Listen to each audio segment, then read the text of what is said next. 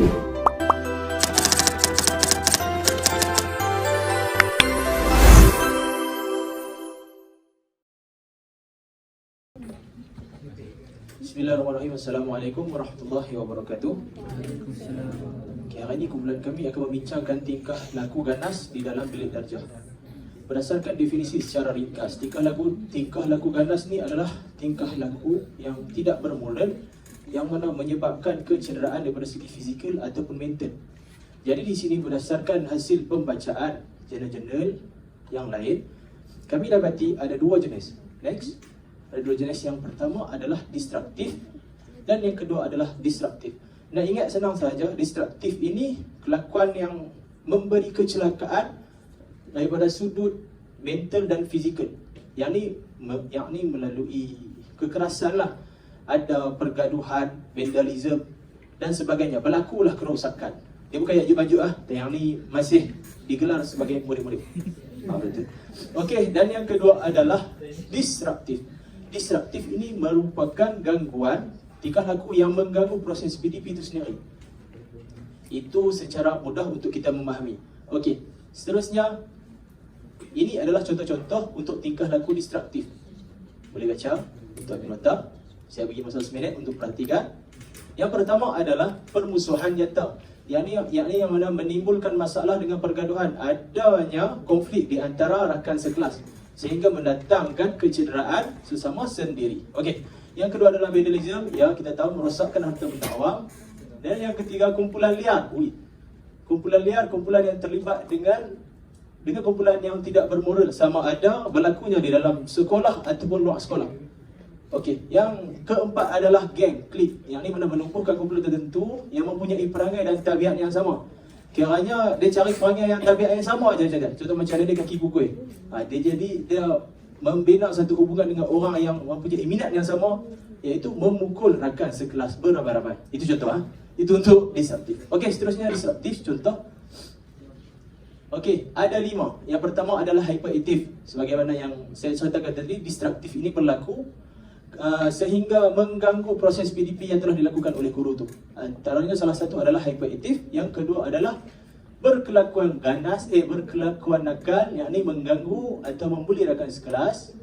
Dan yang ketiga pergerakan yang tidak perlu, yakni macam bergerak di dalam kelas sesuka hati. Yang keempat adalah kebisingan dan gelak ketawa yang berlebihan. Dan yang terakhir adalah agresif secara lisan fizikal, menggunakan kata-kata yang kesat, lucah dan tidak sopan, sama ada sewaktu guru ada di dalam kelas ataupun sewaktu guru telah meninggalkan kelas. Jadi perkara-perkara ini boleh berlaku. Jadi saya nyatakan satu video contoh. Saya nak tanya, ini adalah tingkah laku ganas, destruktif ataupun disruptif. Okey, boleh?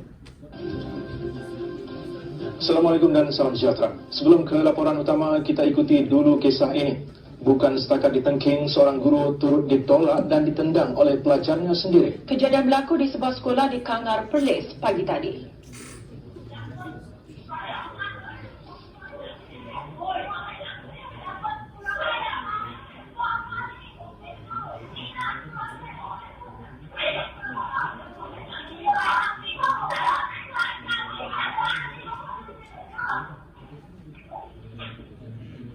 Kejadian berlaku kira-kira jam 10 pagi tadi di Sekolah Menengah Kebangsaan Perlis di Kangar. Ia dirakamkan seorang pelajar selepas melihat kekecohan itu. Selain bertikam lidah, rakaman turut memaparkan tindakan pelajar terbabit menolak tangan serta menendang guru wanita terbabit Ashana Ibrahim. Sebelum itu, Ashana memanggil 2 pelajarnya selepas gagal menyiapkan kerja sekolah yang diarahnya. Selain gagal menyiapkan kerja sekolah yang diarahkan, di muka belakang kertas kerja tertulis perkataan gila babi.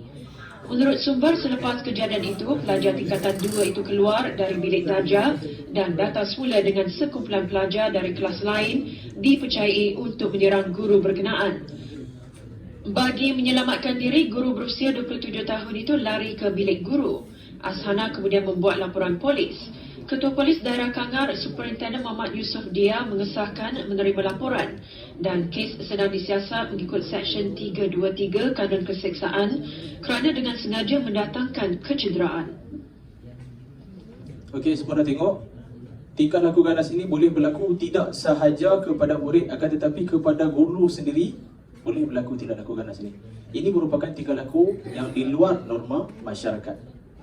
Okey, ini adalah tingkah laku jenis distraktif, mendatangkan kecederaan secara fizikal dan juga mental. Okey, terima kasih. Seterusnya. Tes. Okey, tadi Ikram dah cerita pasal jenis tingkah laku distraktif dengan distraktif kan. Jadi saya teruskan dengan apakah faktor-faktor yang mempengaruhi tingkah laku ganas dalam bilik darjah.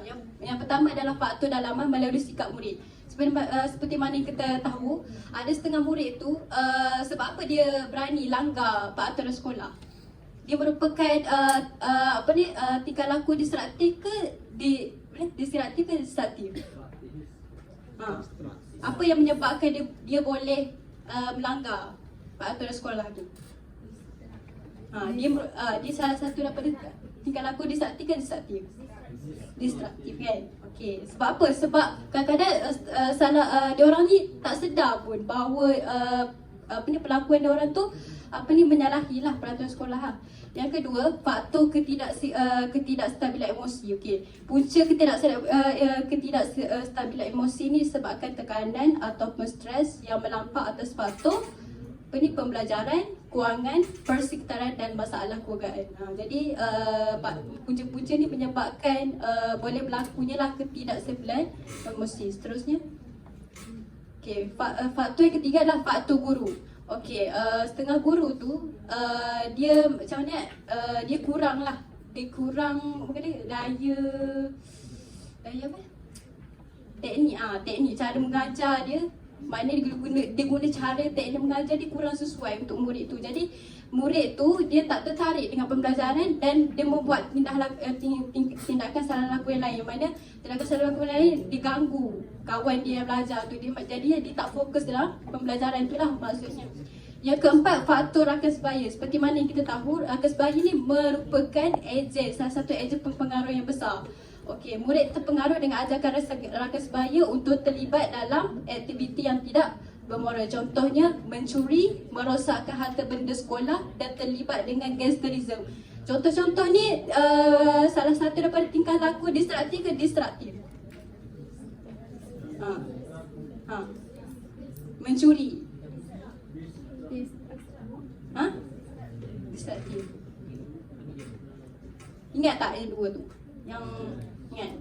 Okey. Jadi ini saja daripada saya. Saya teruskan kepada awak. Okey, seterusnya faktor didikan ibu bapa. Faktor pertama, kurangnya didikan ibu bapa. Selalunya ibu bapa ni yang berkerjaya. Contoh dia pergi kerja pagi, balik malam. Pergi malam, balik pagi. Jadi dia tak ada masa dengan anak-anak. Jadi bila dia tak ada masa dengan anak-anak, jadi kurangnya komunikasi antara murid itu dengan ibu bapa dia. Lepas tu bila dia tak ada komunikasi, dia pergi sekolah, dia akan jadi macam kurang kasih sayang lah. Macam kurang dapat kasih sayang. Jadi dia akan berlaku ganas dalam kelas ni untuk dapat attention daripada guru. Bila dapat attention dari guru, confirm cikgu ni akan bagi tahu ibu bapa. So ibu bapa akan bagi attention dekat dia. Dengan cara tu dia rasa dengan perbuatan tu dia dapat attention lah daripada ibu bapa dia. Lepas tu yang kedua, faktor media masa. Bila ibu bapa ni terlalu sibuk, dah memang confirm lah mak ayah dia tak boleh nak mengawasi dia punya media masa anak dia tu, tengok apa, macam tu lah. Lepas tu, jadi mendorong murid ni untuk meniru tingkah laku yang dia tonton. Contohnya, kalau dulu-dulu masih kecil-kecil lah, saya ni suka tengok filem yang macam aksi-aksi kan. Lepas tu, dalam kelas, saya tiru pula kawan saya macam loncat-loncat tu. Lepas tu jatuh, satu sekolah lah kenal saya macam itu. Nanti cikgu akan bagi attention tu lebih. Lepas tu bila jadi benda tu, cikgu akan ingat budak tu sampai besar lah macam gitu. Itu saja contohnya. Seterusnya.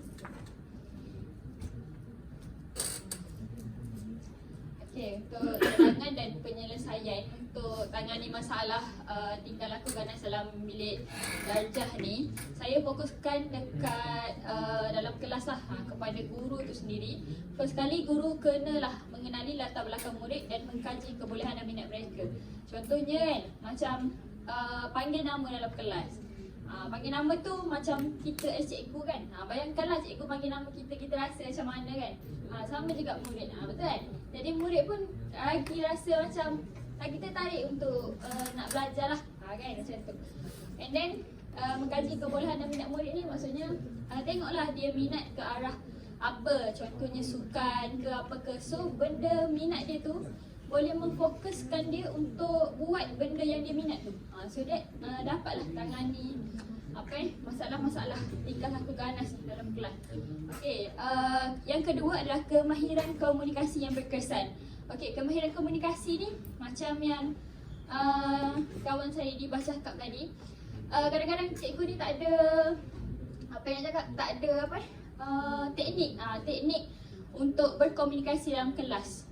So apa yang guru kena buat, contohnya bagi arahan dengan jelas. Tu penting juga. Okay, so bagi arahan dengan jelas. Lepas tu kadang-kadang intonasi suara tu pun memainkan peranan juga. Kalau macam guru je sebagai orang cakap senada je kan, murid pun tak fokus lah, tak fokus dan boleh menjurus kepada tingkah laku ganas dalam kelas ni. Okay, seterusnya. Okay, yang ketiga, memberi peneguhan kepada pelajar, sama ada dalam bentuk peneguhan positif atau negatif. Okey, peneguhan positif ni contoh macam saya tulis dekat situ, ganjaran, pujian, hadiah. Contohlah kita soal dia kan. Soal ke buat kuis kan. Cakaplah bagus ni semua. Benda macam kecil dekat kita kan. Kita rasa kecil benda tu tapi besar dekat murid tu sendiri sebenarnya.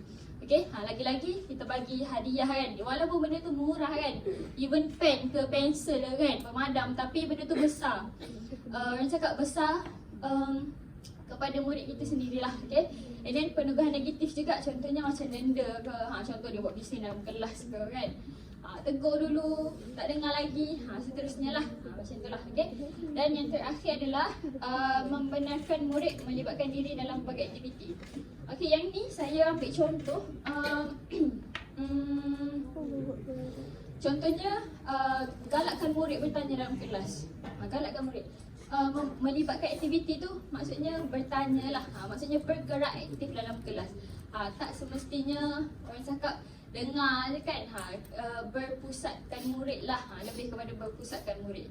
Okay, so jadi suasana dalam bilik darjah pun jadi mesra, jadi dapat elakkan lah daripada masalah-masalah tingkah laku ganas dalam bilik darjah ni sendiri.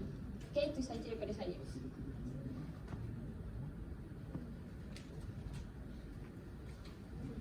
Okay, semua dah lemah Okay, seterusnya, kenal tak siapa orang tua tu? Orang tua tu lahir setahun dengan yang atuk KFC je. Tak adalah. Itu nama dia adalah B.F. Skinner ataupun nama penuh dia Buffer Frederick Skinner. Okay. First tadi kawan saya dah bentangkan pengkelasan tingkah laku, iaitu dibahagikan kepada dua kelas. Satu destruktif dengan destruktif dengan disruptif. Okey.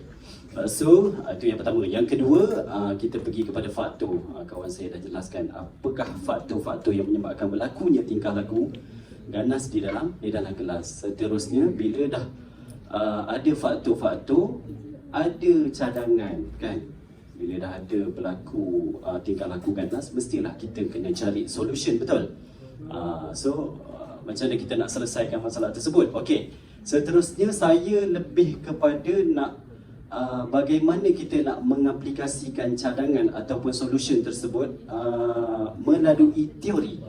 So saya lebih cenderung untuk memilih B.F.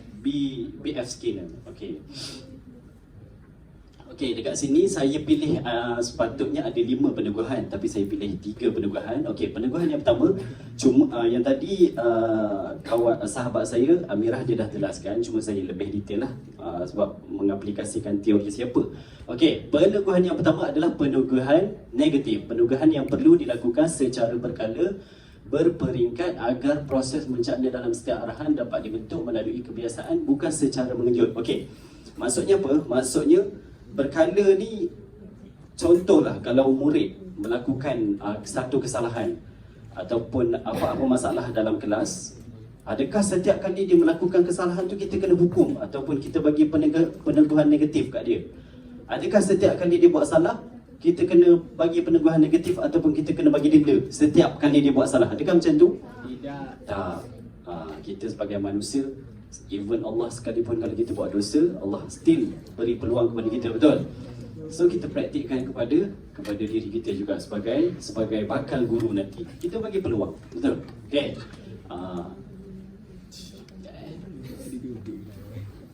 Okey, seterusnya peneguhan yang kedua adalah hukuman. Okey, untuk hukuman pula kita kena tengok juga kesalahan yang dilakukan oleh murid dalam kelas.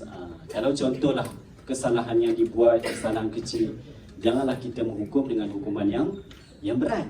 Okey, contoh dekat sini dia kata apa? Peneguhan negatif berlangsung sebagai amaran sebelum hukuman dijalankan ke atas murid yang bermasalah, sama ada dilaporkan kepada pihak atasan atau memanggil ibu dan bapa untuk capai kata sepakat ke atas tindakan yang boleh diambil bagi pihak sekolah kepada anak mereka. Okey, first of all, contoh dalam kelas kita berlakunya satu isu ataupun masalah, kecil ke besar ke. Contoh murid ni, ada seorang murid ni dalam kelas kita, memang kita dah aim dia adalah seorang murid yang bermasalah. Okey, macam mana kita nak tangani dia? First kali, kalau kita tengok sini, kita tegur dia. Okey, kita tegur dia elok. Yang kedua, kita bagi amaran.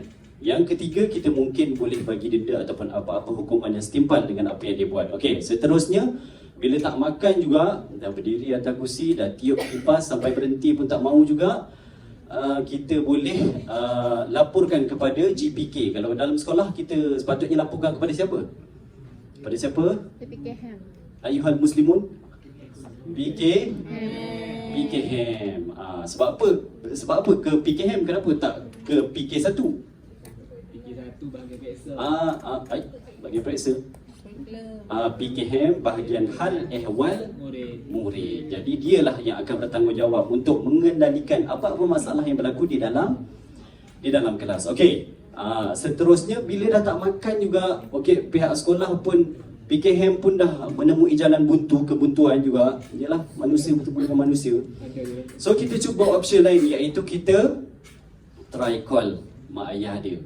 Kita selotok dengan mak ayah dia, kita siasat melalui mak ayah dia. Ataupun sahabat saya, saudara Hafiz dulu sebelum ni pernah cerita, kita nak siasat dia melalui background dengan kita siasat adik-beradik kepada pelajar tersebut. Contohnya, itu salah satu contoh lah.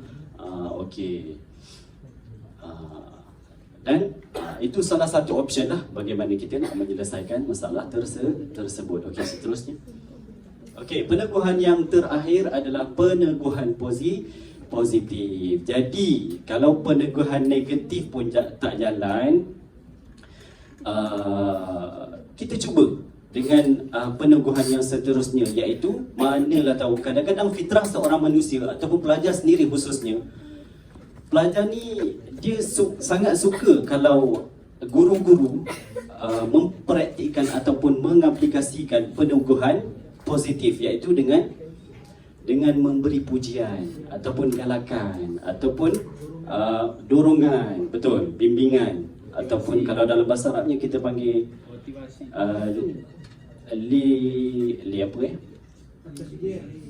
litasjid, contohnya untuk memberi semangat, untuk memberi galakan. Litarghib, untuk memberi galakan. Okey, contohnya kita buat contoh kalau kita nak buat kuis ataupun kita buat soalan, kan, kita boleh memberikan grade ataupun memberikan, kalau contoh kita semak dia punya buku, kita boleh bagi star dekat dia, ataupun kalau dalam bentuk kuis, kita bagi hadiah dekat dia, bagilah apa-apa. Bunga, kalau contoh kat tempat saya tu ada orang bagi apa, gift yang hadiah tu, yang bunga tu serendah RM10 pun ada, yang RM5 pun ada. So kita dengan kita punya inisiatif, kita bagi tu pun satu galakan ataupun satu kehormatan untuk dia. Dia akan rasa macam wah, dihargai. Ya, betul. Terima kasih sahabat saya, akan dihargai. So daripada situ murid tersebut dia akan menjaga tingkah lakunya, seterusnya akan menghargai apa yang diajarkan oleh gurunya. Okey. Itu sahaja daripada saya. Faham ke? Jelas ke? Daripada faktor, daripada kelas yang dua tadi, faktor, cadangan, dan saya mengaplikasikan dengan teori atau BF Skinner. Okey. Syukran jazilan. Allah Ta'ala a'lam.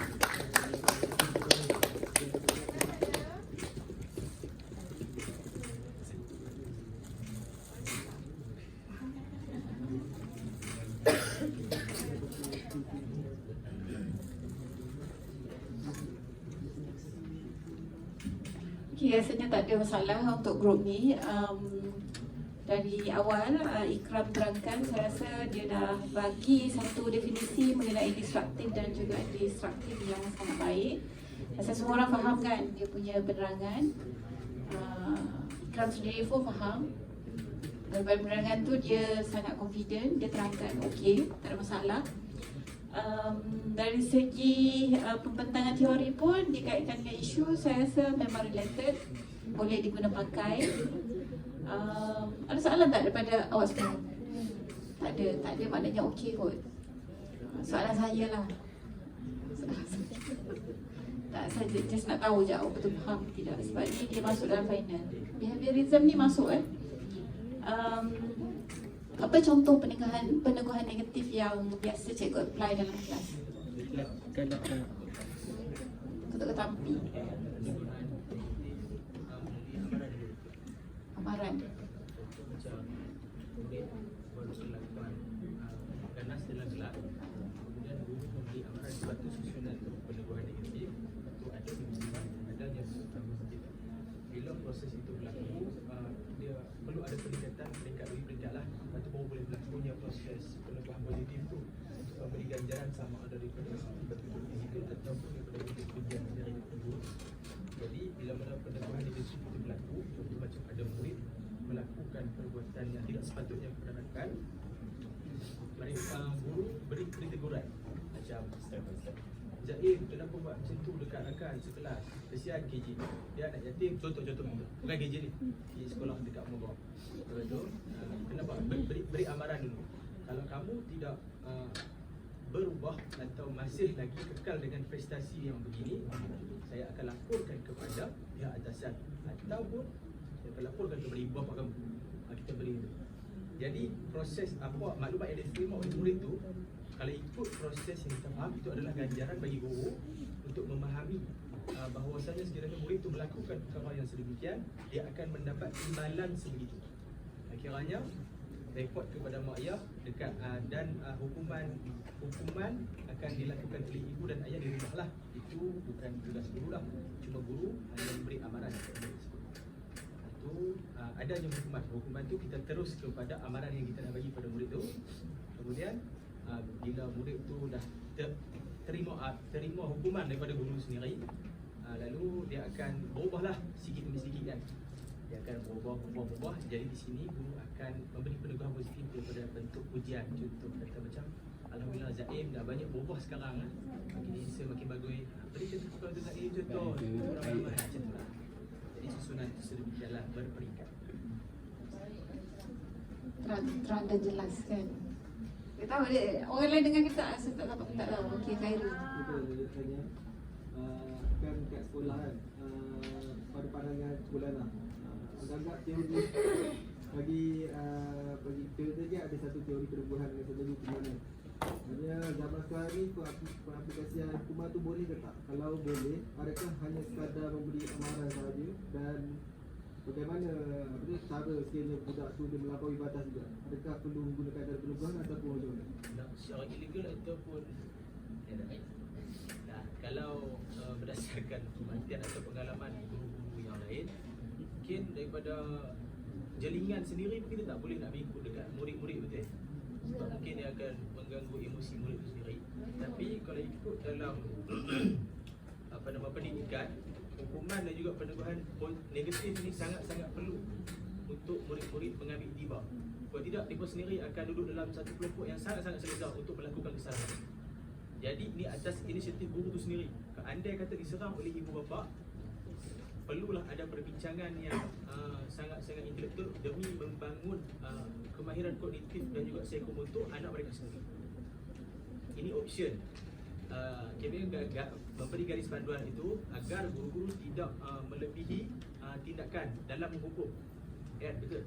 Kan, tidak melebihi. Ada kadang-kadang sehingga meninggalkan kesan yang sangat-sangat teruk untuk murid itu sendiri, bagaimana rotan dan sebagainya, tak telinga sampai dicabut ke apa. Kita nak mengelakkan perkara sedemikian. Jadi bagi pendapat saya, sekiranya ada salah, sila betulkan, perlu ada peneguhan negatif dan juga